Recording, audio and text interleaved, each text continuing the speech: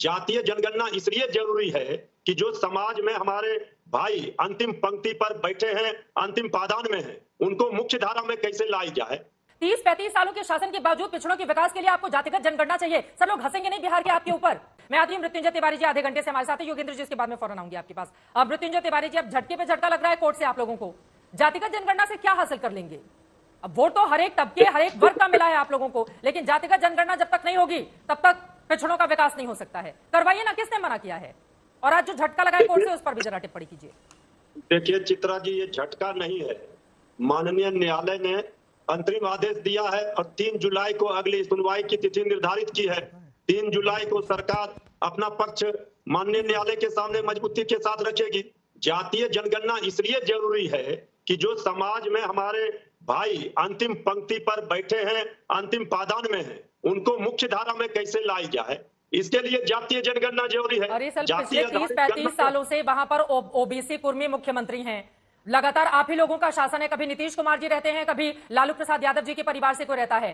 30-35 सालों के शासन के बावजूद पिछड़ों के विकास के लिए आपको जातिगत जनगणना चाहिए। सब लोग हंसेंगे नहीं बिहार के आपके ऊपर। आज चित्रा जी, आज अगर दबे कुचले वंचितों शोषितों क्यों हो रहा है ऐसा? 35 सालों से आप ही लोग सरकार में है, तो वो दबे कुचले लोगों का विकास क्यों नहीं हो पाया बिहार में? ये तो सवाल है ना। हालांकि बीजेपी भी समय समय पर नीतीश जी के साथ भागीदारी रही है, उसको भी छोड़ा नहीं जा सकता है। सुन लीजिए, दबे कुचले लोगों को आज इसलिए आवाज दी गई, ये लालू प्रसाद जी का देन है।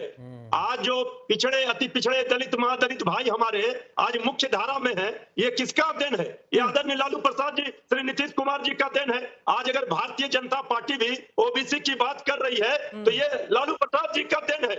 आज भारतीय जनता पार्टी अपना प्रदेश का अध्यक्ष बना रही है, अति पिछड़े को क्यों बना रही है? ये लालू प्रसाद जी का देन है। उन्होंने गरीबों को, शोषितों को, पीड़ितों को, दबे कुचलों को जो आवाज दी, उनके हक और हकूक की लड़ाई लड़ी। संगीत रागी जी पूछ रहे हैं, कल्याण सिंह जी राजनीति में थे, वो किसकी वजह से? उमा भारती लोधी जाति से थी, वो उमा भारती, कल्याण सिंह, वो सब तो लालू जी की देन है ना। नहीं, लेकिन 35 सालों का शासन सब पड़ गया है। पिछड़े दबे कुचलों की आवाज उठाने के लिए जातिगत जनगणना आएगी तो जादू की छड़ी चलेगी और बिहार में सबका विकास हो जाएगा। आप ये कहना चाह रहे हैं मृत्युंजय तिवारी जी? तभी ना कोई योजना उनके लिए बनेगा। उनकी कितनी संख्या है, कौन भीख मांग रहा है, कौन रिक्शा चला रहा है, कौन ठेला चला रहा है। ये शर्मिंदगी की बात होगी कि 35 सालों से आप लोगों के शासन के बावजूद वहां पर भीख मांगते हुए लोगों का आंकड़ा अगर आप इकट्ठा करके जातिगत जनगणना के आधार पर उनका विकास करा रहे हैं। भीख मांगने वाले लोग, पिछड़े लोग, गरीब लोग, कुचले लोग इस तरह के नजर नहीं आते कि आप लोगों को बिहार में? आप कह रहे हैं जातिगत जनगणना होगी तब आंकड़े सामने आएंगे। ठीक है सर, आप करवाइए, क्योंकि बहुत जरूरी है जो गरीब लोग हों उनका विकास हो, लेकिन गरीबों को जाति के आधार पर बांटकर उनका विकास करने की मत सोचिए आप। ठीक है संगीत रागी जी, आप तो पिटिशनर भी रहे हैं ना पूरे मामले में? मैं पिटिशनर भी रहा हूं। क्यों चले गए आप कोर्ट पिटिशन दाखिल करने के लिए? इसलिए गया, बहुत सिंपल है। जातीय जनगणना जानबूझ करके हिंदुत्व के का एक कार्ड के तौर पर प्रयोग किया गया है। चूंकि नरेंद्र मोदी के और भारतीय जनता पार्टी के राष्ट्रवाद और उसकी पूरी राजनीति को काटने के लिए हिंदू समाज को जाति के टुकड़ों में जितना बांटेंगे, वो पिछली बार 2019 के चुनाव में आपको कैम्ब्रिज एनालिटिका का ध्यान है, तो आप राष्ट्रवाद उसी को नहीं, वो जातियों की बात मैं वही कर रहा हूं कि यदि हम हिंदू समाज को एक साथ इकट्ठा करने की बात करते हैं तब इनको दर्द शुरू हो जाता है। एक भी मुस्लिम चेहरा क्यों नहीं दिखता है मोदी जी के मंत्रिमंडल में? मैं तो वही आपसे पूछ रहा हूं, इन्हीं की पार्टी थी ना जो भूरा बाल साफ करो का नारा देती थी। भूमिहार, राजपूत, ब्राह्मण, कायस्थ, इन सबों को साफ करो। इनको परवल का नारा इन्हीं का था ना, परवल का नारा इन्हीं का था ना। अखिलेश यादव की पार्टी क्या करती थी? एमवाई समीकरण पर ही काम कर रही थी ना। कौन? और इसी को ये पूरा बौद्धिक तंत्र जो है, कांग्रेस का बौद्धिक तंत्र, इसी को करता था। ये सामाजिक न्याय का ये है विमर्श है। सामाजिक न्याय, जातीय राजनीति इनके सामाजिक न्याय का ताना बाना का हो जाता है, तो सामाजिक समीकरण का हिस्सा बन जाता है। हिंदुत्व से इनको परहेज होता है। योगेंद्र यादव जी, मैं आपका ले लेती हूँ, चूंकि संगीत रागी जी की ओर से भारत जोड़ो यात्रा में जो कदम से कदम मिलाकर आप राहुल गांधी के साथ चल रहे थे उसका भी जिक्र किया गया, तो ये उसी का असर है कि राहुल गांधी जो बोल रहे हैं वो बिल्कुल सही और बीजेपी जो कर रही है वो बिल्कुल गलत। योगेंद्र यादव जी, आखिरी कमेंट आपका। प्रोफेसर साहब को मुझे बहुत दिलचस्पी थी, मुझे बहुत अच्छा लगा, आपने अच्छा किया याद किया, मेरे भारत जोड़ो यात्रा में था। और प्रोफेसर साहब ने कहा कि ओबीसी में चंद जातियों को बहुत कुछ मिल गया, बाकियों को नहीं मिला है। मैं आपसे 100% सहमत हूं प्रोफेसर साहब, आपको मौका नहीं मिला मेरे लेख पढ़ने का। मैं भी एग्जैक्टली यही कहता हूं। एससी में, एसटी में, ओबीसी में कुछ चंद जातियों को बहुत ज्यादा फायदा मिला है, बाकियों को नहीं मिला है। तो इसका समाधान क्या होगा सर?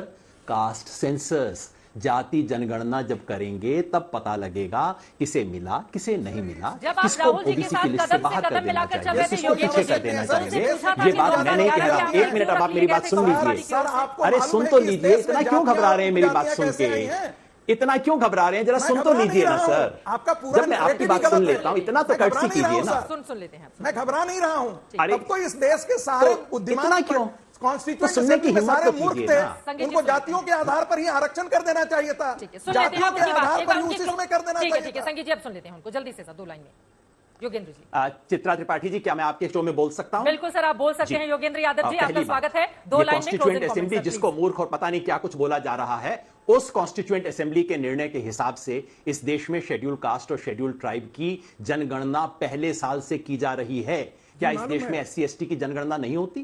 क्या SC ST में प्रत्येक जाति की अलग से जनगणना नहीं होती? किसको मूर्ख बना रहे हैं हम? कॉन्स्टिट्यूएंट असेंबली का हम नाम ले रहे हैं। ओबीसी जिसको बोला जाता है वो एक संविधान प्रदत्त, जो गरीब है उसको आगे आने का हक मिलना चाहिए, लेकिन जातिगत जनगणना के जरिए ये जो नई चाल कांग्रेस पार्टी की ओर से ओबीसी मतदाताओं के मद्देनजर चली गई है, क्या उसमें मिलेगी कामयाबी? क्योंकि इस देश में मौजूदा वक्त में ओबीसी का सबसे बड़ा चेहरा नरेंद्र मोदी है और उनकी काट में अपने तमाम चेहरों को मुख्यमंत्री बनाकर आगे करने की कोशिशों में लगी हुई है कांग्रेस।